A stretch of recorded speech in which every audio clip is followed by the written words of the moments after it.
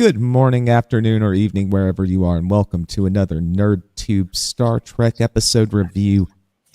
This week we're talking about the Lower Decks Season 5, Episode 5, Starbase 80? It wouldn't be a NerdTube Trek episode review if I wasn't joined by my Trekkies in arms, Cheeto, Zam, and Lord Donkey. How are we this evening, gentlemen? Fabuloso. Good. Keeping my cheeks clenched. Fantastic. Cheeks clenched and on the edge of your seat? All gelled up. Sure.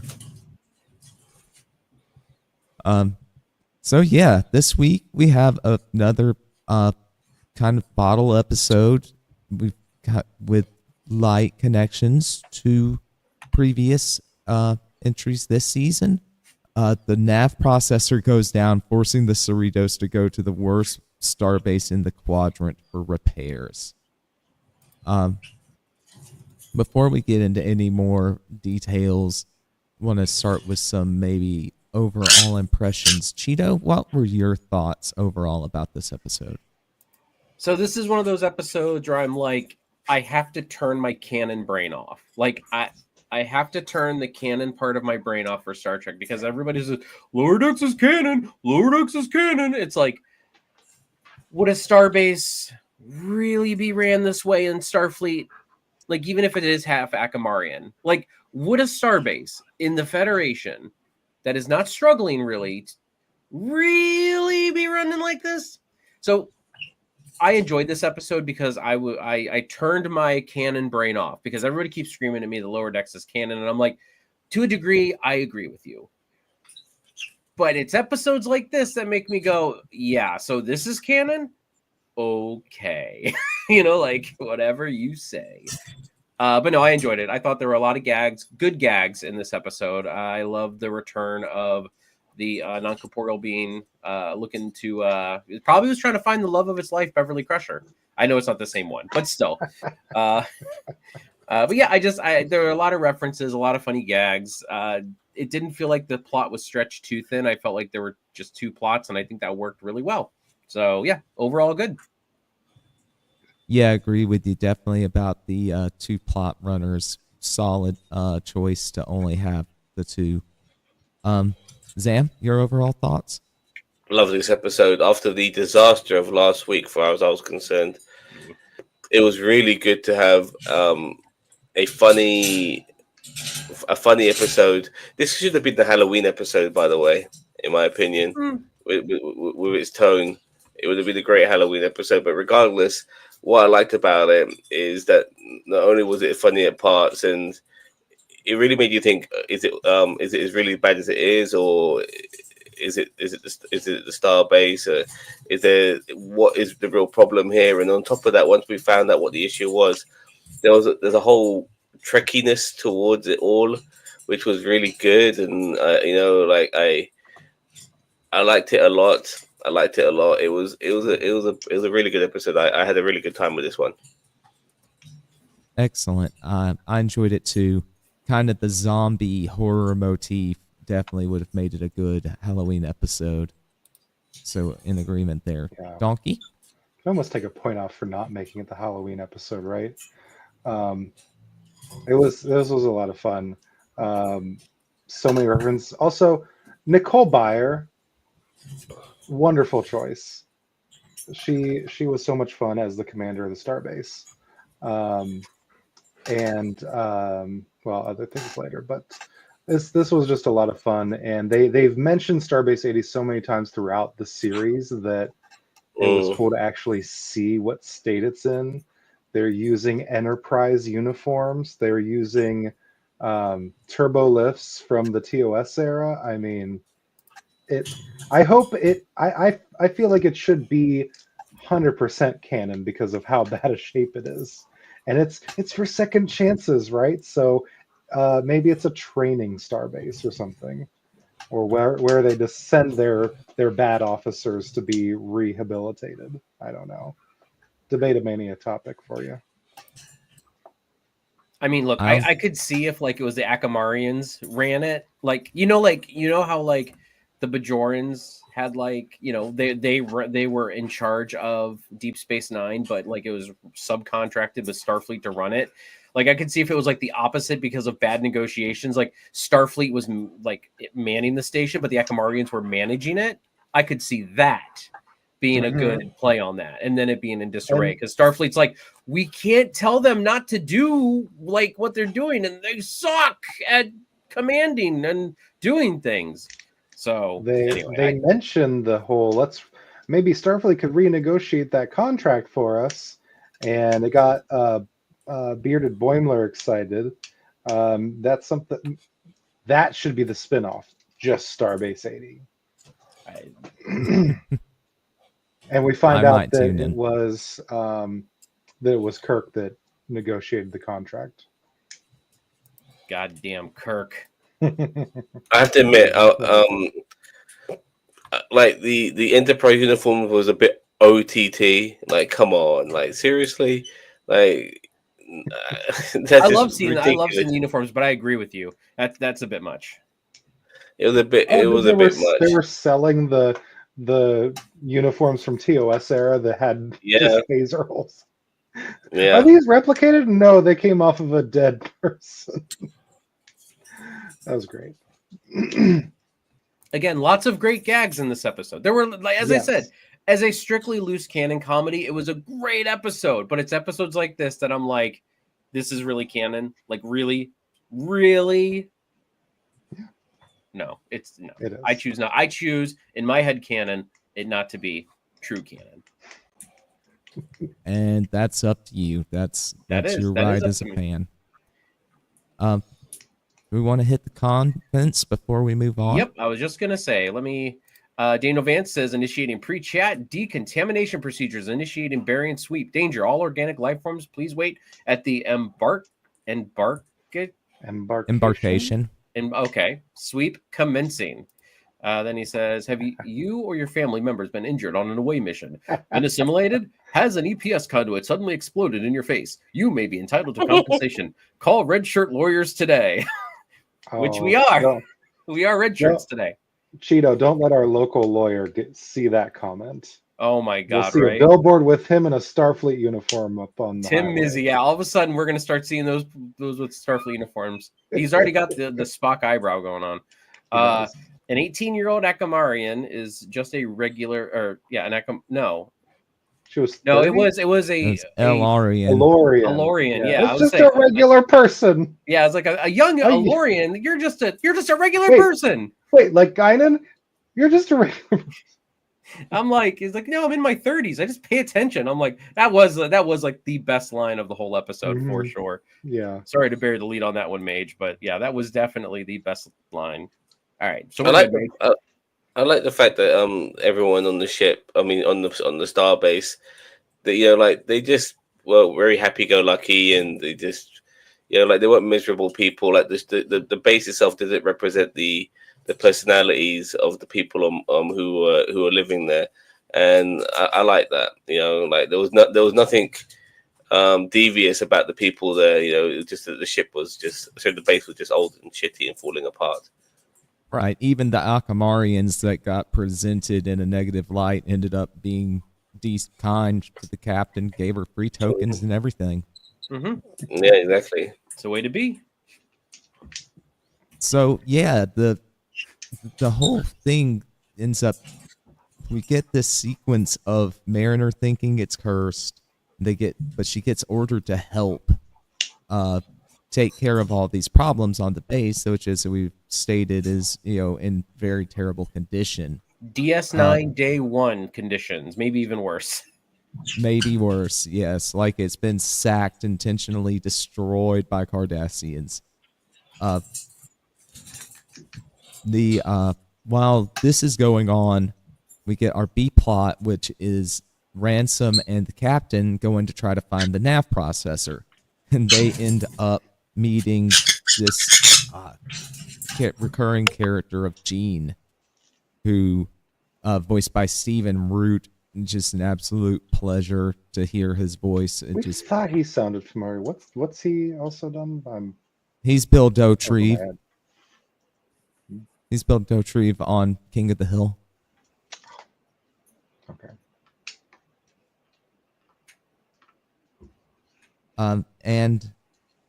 But then the crewmen begin licking the floors and walls and glowing eyes. What do you guys think of doing a kind of zombie episode? Start with you, Cheeto.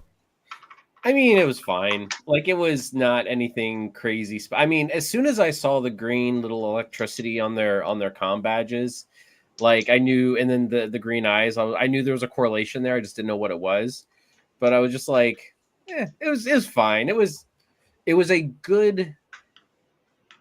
It was a good, like, mystery to solve, pretty much. I do like the fact they turned it at the end. They turned the trope of Starbase 80 on its head, and I'll let you get to that later. But I as I said, I this episode was better for the gags, not really the story per se, because it was kind of predictable. Fair points. Zam? Oh, you're still muted, mate. Sorry, can you repeat the question? How do you feel about it being a zombie episode? It wasn't traditional zombie, which is what I liked about it, because these people were zombies, but they weren't causing you any harm to a degree. They were just, like they would lick you and they would pile on you and all of that sort of stuff. But like you'd only be infected by that green spark. That green spark, I do feel like I've seen something like that done before. My mind keeps going to the film, the series, or the short limited series, the Tommy Knockers. I'm not sure if you remember that, Stephen King. It had Jimmy Smits in it. I think there's a way of like getting infected like that. But regardless, I knew there was some correlations there and stuff. And when you found out who actually caused the problem, and it wasn't Starbase 80, it made it even sweeter. I agree with that completely. Lord Donkey? I think it's about time we had a zombie episode. It was, I don't know. I saw, we saw the spark on the whales. I thought they were dolphins in cetacean ops. They keep calling them whales. I mean, I think they're whales. Are they beluga whales? Okay. I don't know why I thought they were dolphins. They look like dolphins, but I think beluga whales also kind of look like dolphins. I swear they were dolphins before. And when did they start wearing suits? They've always worn suits. In this series, they did. They have the entire time we've seen them. Yeah. Fair enough. Anyway, they had the spark first, and then they electrocuted. But it was fun to see Boimler and Rutherford and Tendi all got turned into zombies, and Boims with his even larger beard this episode. So it's evolving. Yeah, the beard is evolving. It looks much better this episode. It looked terrible last episode. It's like the second stage of its Pokemon evolution now. It wasn't. Just a couple comments. They missed the opportunity to call the napkin with the directions the Navkin. Yep. They're going to kick themselves. They were beluga whales, the ones with the soft heads. Yes. So I thought they were beluga whales, and I see I do. I see where you say that they look like dolphins because they do, but their colors they're not a dark gray like dolphins, and I don't think they have the same fin. Like I think their fin is more like dolphins is kind of more straighter, kind of like this, whereas like the beluga whales is kind of like do they even have back? I don't even think they have back fins. I'd have to look, but still. I just trying to remember back to when they sent Boims down to the underneath the cetacean ops, and they had to help him get out, and it was all Anyway. So I thought that it was funny then I liked that they finally kind of did a horror motif episode. I don't know. I enjoyed it. I just thought I'd see what you guys thought. If it felt like we haven't seen an episode like this since the pilot from season 1. If I'm wrong, let me know. Where something happens and there's like a big like contagion type thing affecting most of the crew. Yeah. In that sense. Mhm. And eventually the doctor, she puts a gas in the ventilators that saves everyone. But this time they couldn't rely on her because she got zombified too, so they had to rely on the other doctor. Would they mention, "Oh, you have to come see our doctor"? I was hoping so much that it would have just been the doctor, Robert. He's British. He's British. He's a British doctor. Oh, is he? Does he have a TARDIS in a hangar down here somewhere? I've seen that Harvey Dent look before, but I can't pinpoint it. Is it Star Trek or was it another science fiction series? No, it's Star Trek. It's the it was the virus that Geordie LaForge got in the episode. I think it was Identity Crisis. I think is what it was called. But he's like half infected by it. I think so. Oh, never mind. Half infected or half his body was infected. Look again. Oh, it's canon. Like that's why I'm like I just kind of wave it off because it'll make your head hurt if you try too hard. Dr. Harrison Hoseberry was voiced by Liam McIntyre, Spartacus. Okay. I love the factoids that Daniel Vance has for us. Like, I don't know what we'd do without him. He's our factoid. Roid. Factoid. Factoroid. But no, they end up having to return to the Cerritos, and it's in the self-destruct pattern back and forth from Phillips being in the chair. I thought that was great. First off, so again, here's my canon brain where it's just like you can't just activate a self-destruct like that. Like you got to actually go through like different processes and like 3 different command codes. So again, not canon, but it's he engineered funny. it to work that way while zombified. There you go. Well, that's what I'm saying. Like it just was funny. But again, it's another part where I'm like, that's not how this works. Like in real. Should have turned on the silent countdown. It's changed, though, but it hasn't like the self-destruct changed because, like, obviously in Star Trek 3, we famously remember it took 3 people to activate it. But I think it only took 2 because Riker and Picard could do it together. I think Data did it on his own, and deactivated it on his own. He deactivated it on his own. I think you're talking about First Contact. I mean, that's what. First Contact. Yeah. Did he do it on his own, Picard? I can't remember. Yes, but he overrode the command codes because he's Data. Like so. I mean, yeah. No, that's fine. That's fine. But it only took one person to activate it. Is that correct? I don't remember. I think Riker it might have been Picard. Which again is, I think, because I think when they were setting the self-destruct in Voyager, I think was it Voyager where they needed at least 2 people. I thought it was it Chakotay and Janeway, or was it Janeway and Tuvok? I don't remember, but I'm pretty sure when they set the self-destruct in Voyager one time, and maybe I'm misremembering. Maybe they were doing something else, but I haven't watched Voyager enough to remember it all. Time for a rewatch. Oh no, I just got finished watching it, man. Like last year. Got another couple years before I have to rewatch it. Let it breathe. Yeah, let it breathe. Then we get to the reveal that it's the anaphasic consciousness that's trapped inside one of our beluga whales that's caused the whole issue. They end up making it a container and keeping it. Another of the second chance residents of Starbase 80. I believe it was named Clem. I loved this. I loved it. I loved it so much. Like it was so like the casualness of this creature and how he said it was.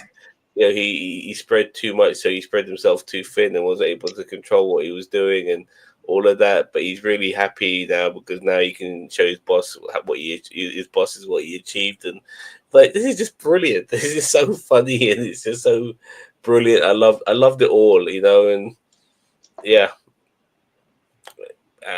bravo. Okay. So this brings me to my new portions, which I like to call favorite gag and favorite reference. I'm going to start with favorite gag. You can't just drop this on me. Hold on, I gotta think. Yeah, I got to think as well. That costs. You start us off, mate. That's why I'm going to start us off and give you guys some time to think. So my favorite gag is Boyms getting roundhouse kicked by Mariner. Yes. She just sorry Boyms, but then absolutely does it. Why she has to roundhouse him, I don't know, but she absolutely does, and that cracked me up. And my favorite reference would have to be I take it back. My favorite gag is Dr. Ta'ana being zombified and acting like just a normal rampant cat. Anytime Dr. I don't know if I'd call that cat normal. Like she wasn't acting normal; she was acting feral. That's how Shax likes her. I mean, hey, look, I'm not knocking Shax. I'm just saying she was not a normal cat. Man, you haven't seen Vivi and Persephone tear ass through this house. So Daniel Vance to the rescue. Okay, so he says that Intrepid class were the first to require captain's sole authorization. All others before required both captain and first officer approval. Sovereign class required 3 officers' approval. I think Worf, the more I think about it, didn't Worf have to put a command code in for that self-destruct and first contact? Is it based on how large the ship or how many people how the hell is Worf able to do anything on fucking the Enterprise? He was a DS, we're talking Enterprise E as well. He's the fucking part of DS9 now. Like, what the fuck? How is he able to? Yeah. I mean, but he's still a lieutenant commander. Remember, it's a straight commander. In Starfleet. I just feel like he shouldn't be able to have that level of authority to be able to just to go on another ship and be able to activate their self-destruct. That's a fucking big deal. That is a big security breach. They put him back in the system. They reactivated his user ID. They really have time to do that. They just saved it. They just saved his ass. I could understand with Chakotay because obviously they had time to do that, but in Voyager, like they had no fucking time to do. Sorry, in Contact, they had no time to do that. They were too busy fighting the Borg before they could even consider doing any of that shit. Picard finds the time. Picard is super efficient. Yeah. Worf probably logged in the computer with his user ID, and then it sends Picard an approval. And he just do. Just in case I need to blow up the ship. Yeah. I was going to do this now. Yeah. Just in case we need to blow it up. Anyway. So my favorite reference, decontamination gel. Yeah, that was gonna be mine. I don't remember that reference. What's it from? It's from Enterprise. It's from Enterprise when they're all fucking oiling each other up.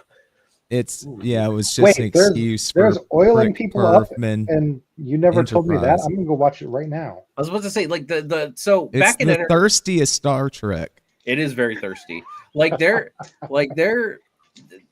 The reason why it's there is because before they weren't using transporters very much. Like it was approved for biological transport, but they weren't really doing that yet.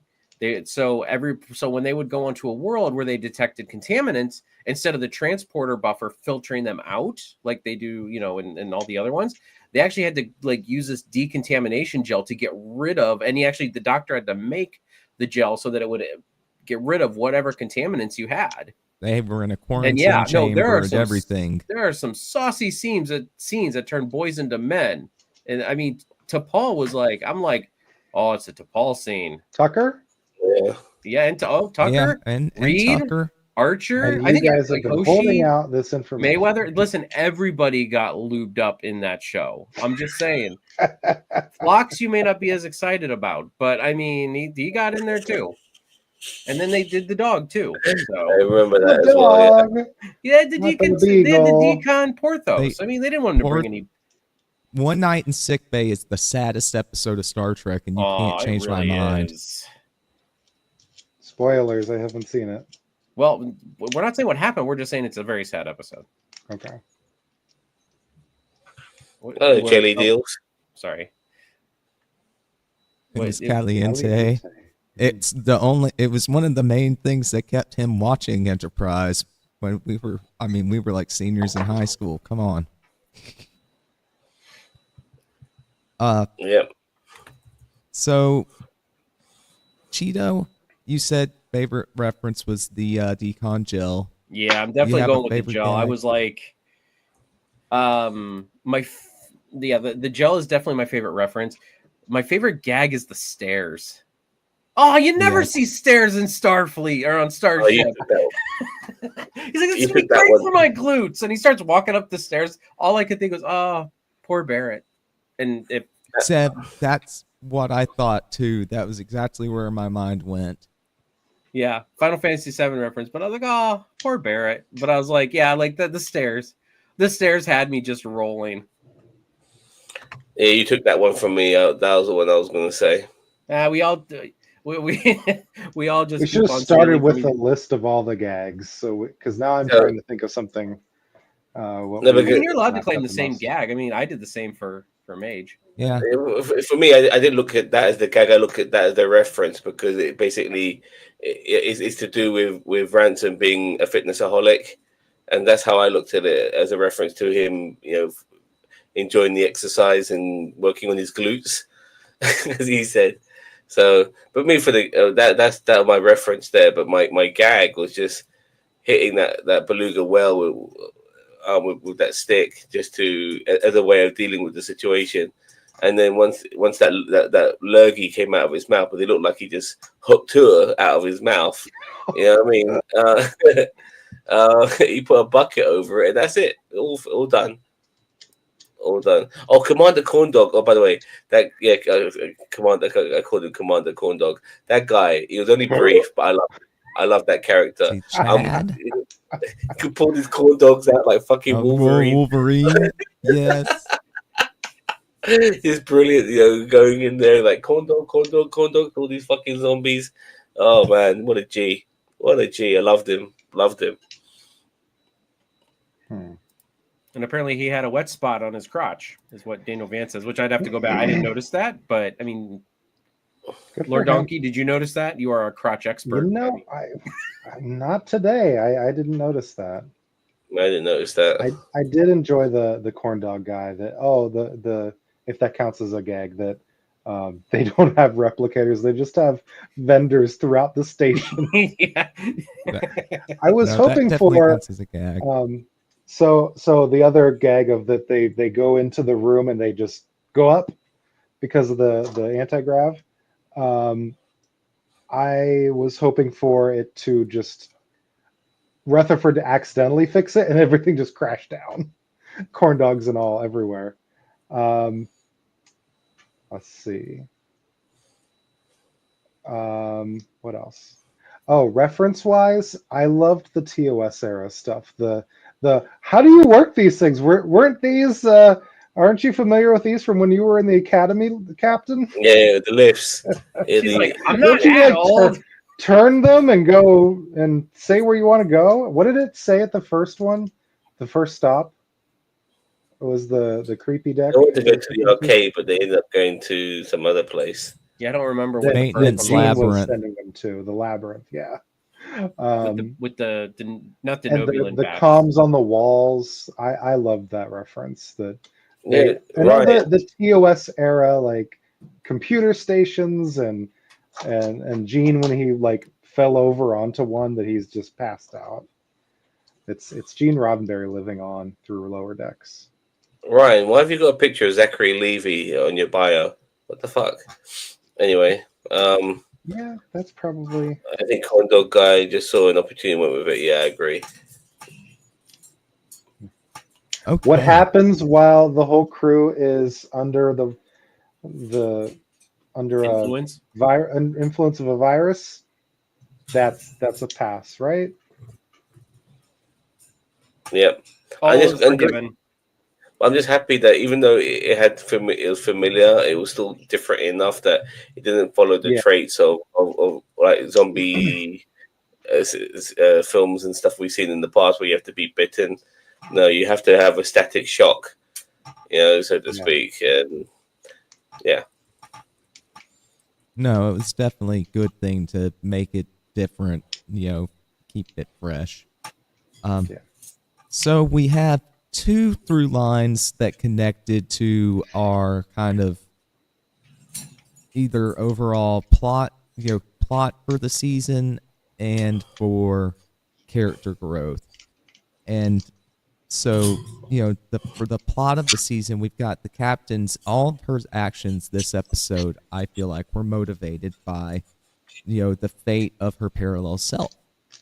And she's only doing these things to avoid ending up at Starbase 80. Well, and I don't think there was no real progress of the overall plot. Like, there's reference to it because of but there was no, because even in last episode, there was a quick reference at the end of, we're finding all of these fissures and they're looking like they're like, artificially made. In this episode, we didn't get any of that, like other than the reference to alternate Freeman. Yep, that's our one touch to it. Which I'm okay with, because I don't think every week we need some kind of like, agreed, this is your token overarching plot scene. Like, I'm glad that we took a break from that this week. Yeah. We haven't had any of it, to tell you the truth, really. I can't recall anything really other than maybe sorry about my bird. Oi. The entity box. It mentioned having a boss or something. No, but I can't. There was something maybe last week regarding some sort of star. I just said it a minute ago. Yes, at the end of the episode, they mentioned that the rifts were were artificially made. I just talked about that. And even that was so brief, you didn't know what the fuck to make of it. It was just it was forgettable.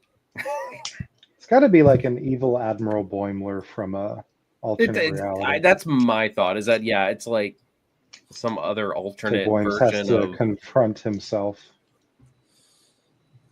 Yeah, fair enough. But did it make sense that the captain spent all this time and work at Starbase 80 to avoid going to Starbase 80? But if she does such a great job on Starbase 80, they'll say, well, why don't you just run this place? Oh, good point. And as you mentioned the captain, Adam, like we didn't mention the fact that, or if we did, it went over my head. I'm really sorry. Is that she's looking for this particular guy, this engineer, or the chief engineer. Yeah, and she keeps bumping into this chief engineer all the time. But he's not pretending. But he's pretending to be somebody else, and he's so fucking incompetent that he's making her fix everything. Yeah, loved it. Yeah, and I love the way like they were downstairs in that location. They go to the arcade and they take the stairs. And he's downstairs, and next they go upstairs to the arcade, and he's upstairs on the arcade machine, fucking around. Like I was waiting for them to be like transporter clones. Like that's why the transporter is not safe for biomass transport. Like I was waiting for him to be like, like a bunch of transporter clones of him just all over the ship, and they just. Instead, I'm just glad that wasn't the case, Shio. I'm really happy that wasn't the case, because I like the fact that the turbo lifts weren't working for Freeman, and this other guy who's incompetent, he's downstairs 1 minute, then he's all the way upstairs fucking around the next while she's had to take the stairs. That for me felt much more satisfying. I'm glad they didn't do that, to tell you the truth, because it just seeing Freeman getting pissed off by everything was just brilliant. I loved it. Yeah, her wild goose chase was a great plot thread, and getting the wool pulled over her eyes, so to speak, by. We all kind of knew though it was probably him. Someone let her know we're done, but right? playing dumb. Was he playing dumb just to get her to do the work, or is he actually that incompetent and needed her, though? Both. It has to be a little bit of I think both. there was like a happy Little medium both. there. Yeah. I think Yeah, like clearly he medium played there. dumb, but he was the guy they were looking for, and he pretended not to be. So he was playing dumb, and he was getting them to fix everything. You know, he was playing dumb, not he was dumb. He was playing Yeah. dumb, and he was making them do what he wanted them to do. So he was manipulating them at the same time.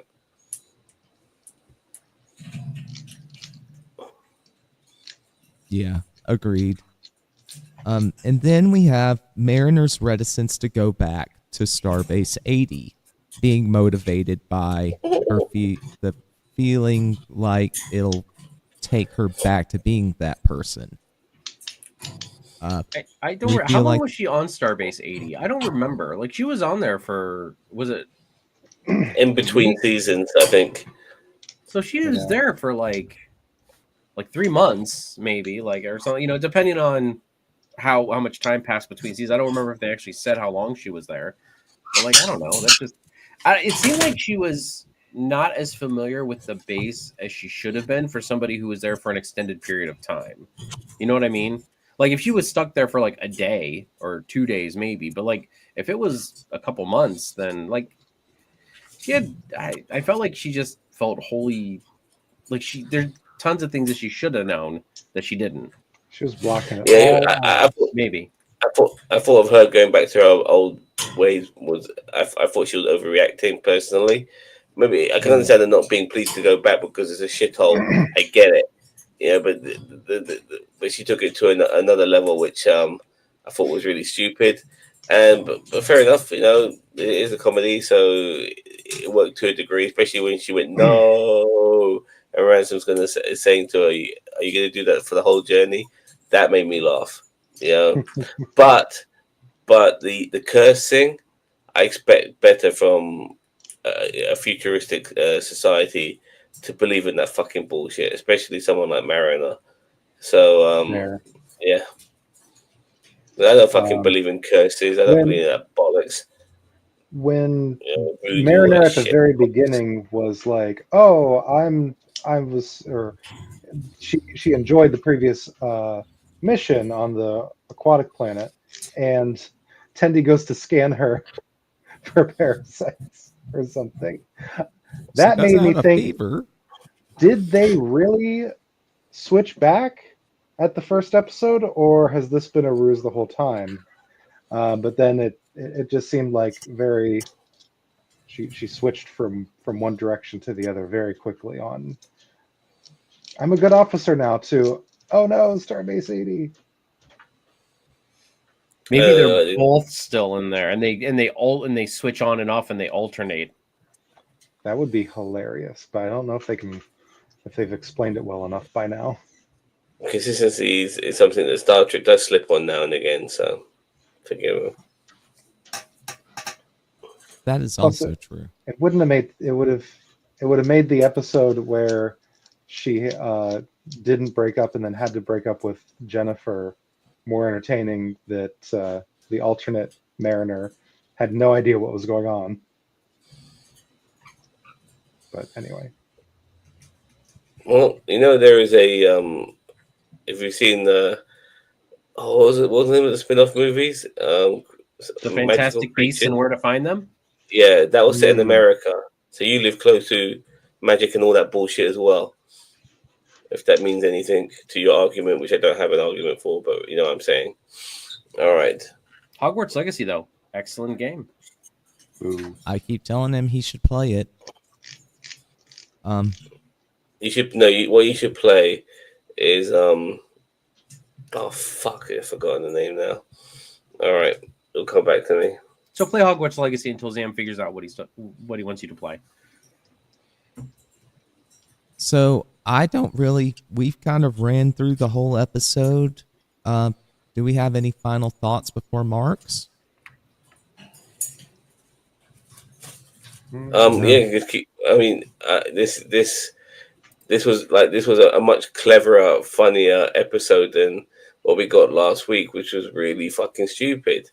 You know, this time round, we do have like new characters like we had last week, but they're very much meshed in with our current characters, and the balance was just right. It was funny, and it was clever, and it had its Star Trek moments regarding the parasite and all of that. It was just brilliant. I love this episode. I really did. I can't wait to mark it.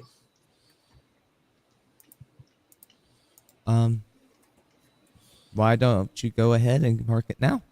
Well, first of all, Ryan Jelly Deals, you're looking for Leisure Suit Larry.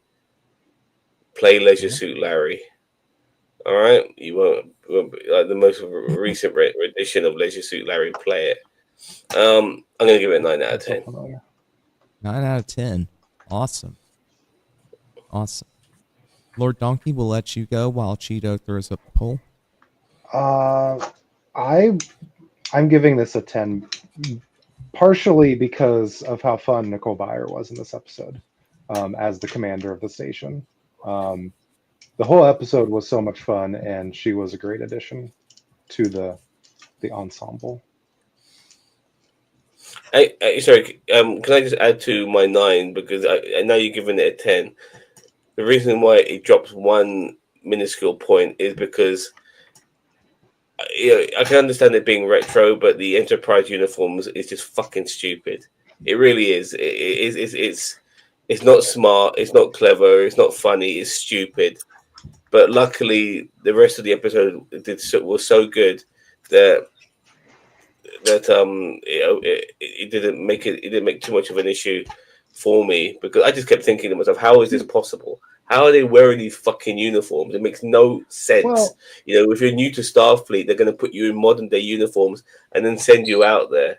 So the ship might be old, but the uniform shouldn't be. To be especially fair, if you. though, Yeah. after the Monster Maroons, isn't it? Commanders and captains can make their own choices to some degree, and the Enterprise uniform is a little bit more utility. Like it's a jumpsuit. It's not just a shirt and pants. It's a rough I agree, but starbase, so there's been several uniforms prior to. I would say after that one, so many in the TNG, up to the last fucking Star Trek movie era, and this series as well, which is post that, and so I just found that, like, no, I'm not buying that. This was it upset me to a degree. I just thought it was fucking stupid. So, but regardless, the show still was able to stand on its own 2 feet to not make that such a significant issue for me. But 9 out of 10 is what it gets, which is an excellent mark, regardless. Absolutely is. Yes. Cousin Cheeto? I've been going between a 7 and an 8 because this is a great gag episode. However, the story and the plot was kind of mid. So, yes, it was funny. Yes, it did exactly what Lower Decks should have done, and that's why I want to give it an 8, because there were great gags, there was great dialogue, great characters, a lot of the stuff landed. The zombie thing was kind of dumb, but I mean, it was okay.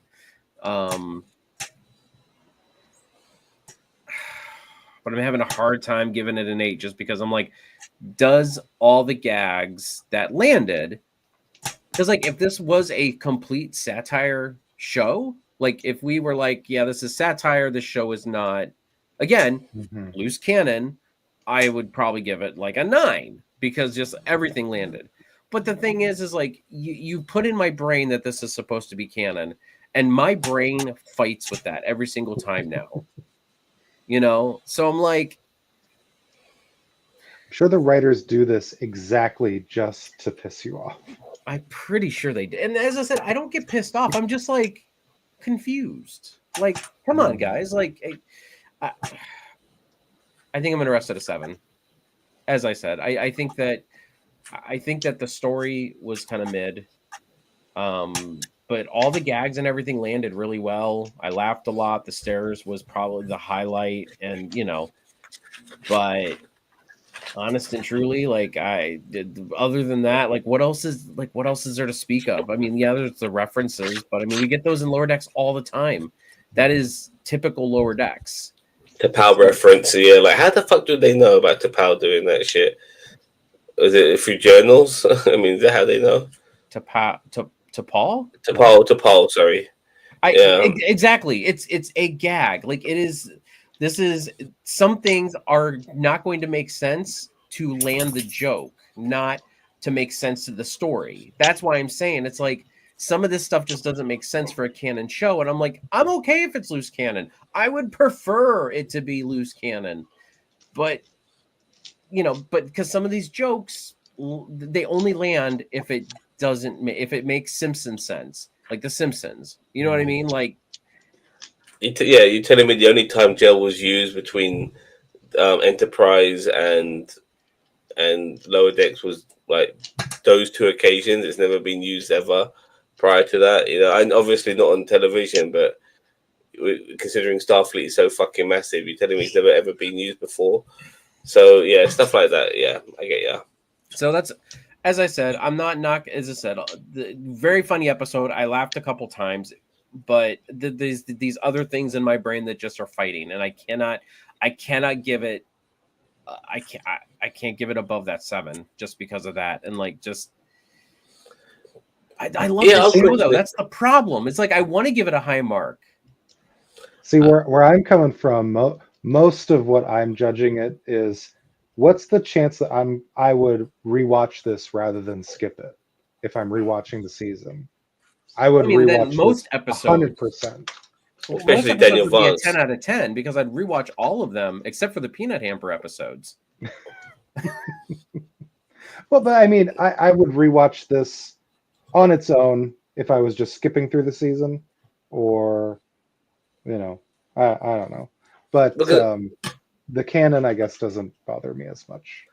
Yeah, I know where you guys are coming from, because I was questioning things as well. But the episode ended up winning me over, which stopped me from questioning things. But initially, very early on in the episode, I was definitely questioning things like, how is like this and how is like that. And surely, I understand the ship being retro, but there's retro, and then there's like not maintained, and the level of maintenance is ridiculous. You're pretty much putting your officers' lives in danger. That's what you're doing now. So like, what the fuck? And this is not a corporate world now. It doesn't matter, what base it may be. They don't run on finances, so they should be able to deal with it, because it's all about helping people, which is what Starfleet is known for, and that includes their own. Even Starfleet needs their members to have some place to fear being sent. Maybe that's they have like the Risa already. Worf hates going to Risa. He's the only one.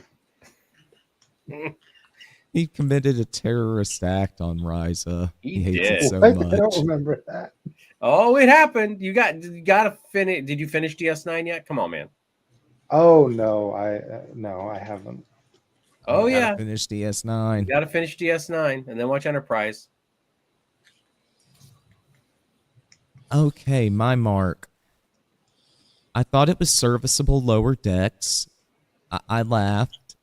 I see kind of the gripes, but the lack of making sense doesn't bug me as much as it does kind of Cheeto. I'm going to give it an 8. Did we just royal flush it? We got a 7, 8, 9, and 10. Nice. Royal flush, baby. We know. I'm the card player for that. Come on. We got a straight. Oh, a straight. I'm sorry. I don't know. I gotta go. Royal flush has to have kings and queen. Yeah, and we got a straight with Lord Donkey. I love it. Lord Donkey is our straight. Let's be real. I mean, no, I gotta go. Maybe forced to be in the next 4 years. We'll see. And you need 5 cards for a straight, by the way. But you know what? Let's make it. I mean, there's only 4 of us, so come on, it's a straight. Yeah. It's a sort of straight, right? Because It's a experimental phase straight. If you I've did already need looked this, through that. I don't say, want to do that again. if you did have 7, 8, 9, 10, and you are playing poker, what you have is an open-ended straight draw, which means that you hope the next card you get will be either a jack or a 6 to give you a 5-card straight.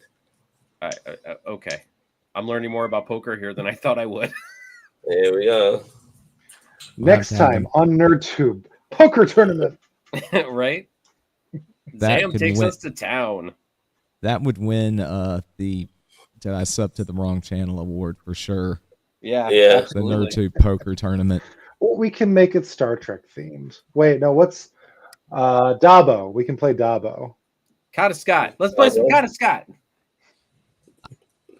I want to Currency play square. the D&D, the Star Trek D&D. Or 100%. Do you know how to use what's it It was called? Batless and Roll 20. something. Let's Yes, do I it. can. I can run roll 20. Let's do it. how about some I will sign Sabak? up for that. Sabak. It always reminds me of the company that made Power Rangers, Saban. Okay, so yeah, we're obviously really nerdy. It's called NerdTube. Lots of reasons to subscribe. Like the Dragon Ball Daima review that we're going to be doing on Saturday. Me and cousin Cheeto. We had just last night the Penguin season review. So if you missed that, you should go back and watch that VOD. Are we going to be doing A World's Gone Insane tomorrow? According to Ginger, yes, we are. Yes. But I mean, that's always kind of up in the air, Yeah, depending on it's all about relying on Ginger to be available, but or if not he is available, MMHing. yeah, exactly. So Oops. if he is available, he'll do it. He'll be talking about the picks, obviously, for by Donald Trump, and I'll briefly be talking about the greatest boxing match of all time: Mike Tyson versus Jake Paul. I hope they Just both saying knock each that. other out. Next month, we'll have a Doctor Who review for the Christmas special. Oh, that's lovely. right. There's a Christmas special to look Mhm. forward to. Yes, Get there those- is. It's by Stephen Moffat. Supposedly his last Who episode. So he Get says. your sonic screwdrivers out, everybody. It's time for Who. Yes. Then, yep, lots of reasons. So you subscribe to NerdTube. I've been joined by Cheeto, Zam, Lord Donkey. Thank you so much for being here. Thank you to all our audience members. Wouldn't be worth being here without you. You've been watching NerdTube, the greatest social media channel that you maybe sort of kind of heard of. See you later and live long and prosper. Bye. Bye.